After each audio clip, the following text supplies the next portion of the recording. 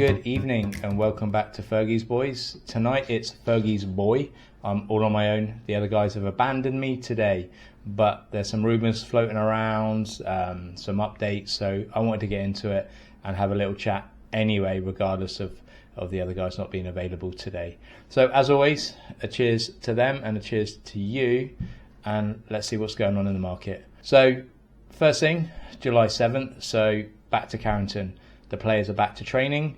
Apart from Dalot and Fernandez, they've been given some additional time to grieve after the tragic death of Diego Jota. So fair play to Amorim for allowing them to have that extra time. But there is stuff moving, nothing stops in football, so let's see what the latest update is. So let's get into it. So firstly, the update with Diego Leon. We actually agreed this a while back, but it's over the line now. It's all confirmed, signed up.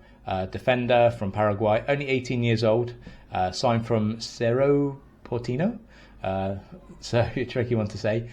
Good young prospect, strong in the air, good with his long passing, very athletic, very strong player, still has work in his game. His short passing isn't on point, he's a bit error prone, but he's a project player like Obi or Kone. He's one of these young players, a project player, and there's great potential there. So good to see him, and he'll be joining the team today at Carrington to get his first session in with the boys. So good luck to him. The second rumour I want to talk about is Dominic Calvert-Lewin. Just been released from Everton. His contract was up, so he's a free agent. He's for United, he's a cheap option. We need a striker. We're going to go into the other options for strikers in a little bit, but he's a striker. He's been injury prone, so he hasn't featured too much for Everton in the previous seasons.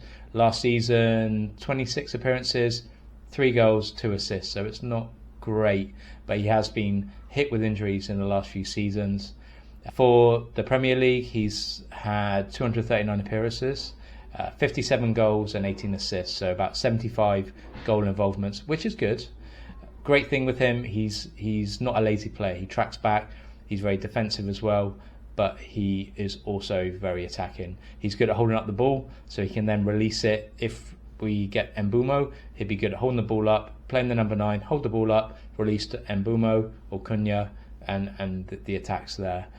He has had injury problems, that's one of the downsides. He was linked to us in 2020, but nothing happened. But the situation we're in, the strikers we've been looking at, which we're going to go into, it's not happening, and the financial position Man United are in at the moment, this might be a viable option because he is on a free. Is he stronger than Højlund? Yeah, I think so, and he'd be a great squad player.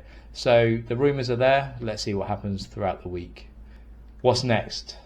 Let's talk about someone we need going out the door, Sancho. So the rumours, they're still there. Juventus, 25 million, they're still talking about this. It's ongoing. Apparently the talks are progressing. His demands now are more matching to reality of the situation he's in, and we need to move him on. It could be a part exchange or a full exchange. There's talk of Douglas Luiz, the midfielder. He's got good Premier League experience from his time with Man City and Villa. And again, there's talk of a possible part X or exchange with Dusan Blažević.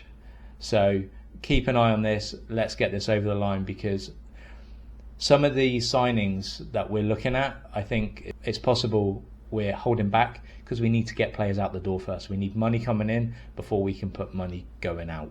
So let's see what happens there. Let's talk about the situation with our strikers. So 4-5 weeks, Gyökeres, it's all been about Gyökeres. That's over. He's nearly over the line with Arsenal. He wants them, they want him. He's not interested in Man United. It was just that connection with Amorim that maybe ignited the rumour that he was coming to United. Reality is he's not coming, and have we got the money for him? That's the other thing.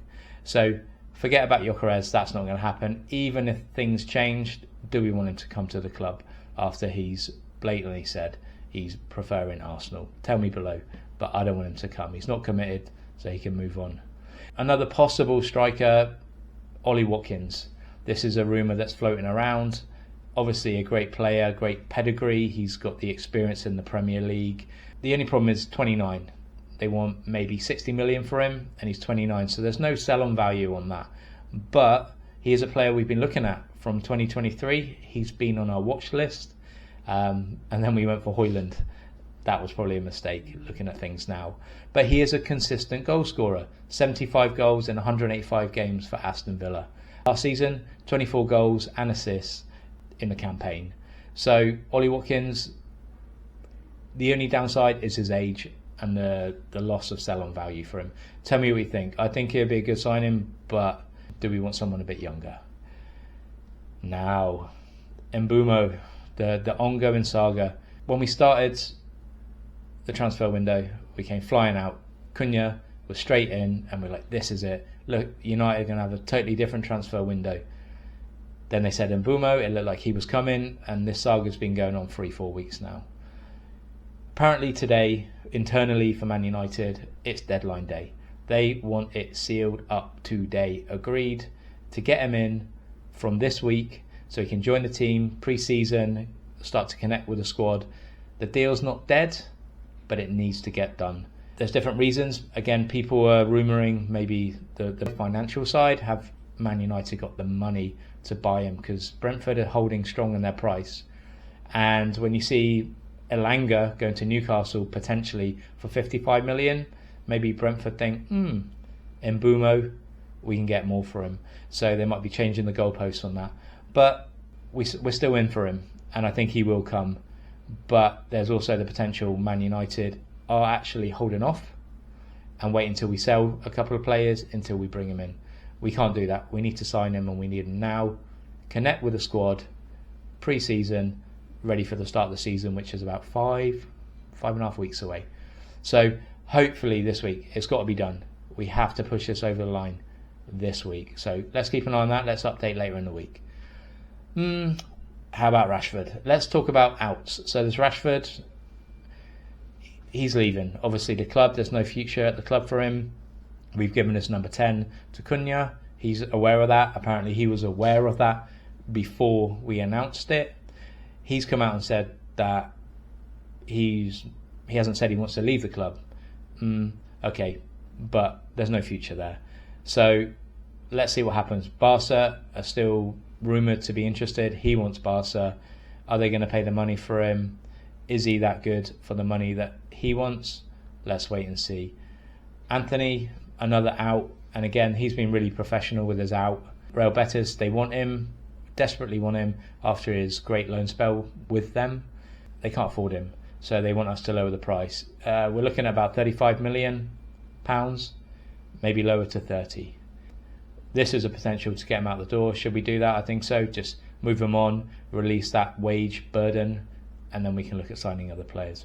So hopefully he'll be gone, and good luck to him at Real Betis, because he's been very professional in this transfer window. And a rumour that's just come about today, I'm not sure there's much in it, so let's keep an eye on it, but there's a rumour about Javi Guerrera, Valencia player, 22 years old.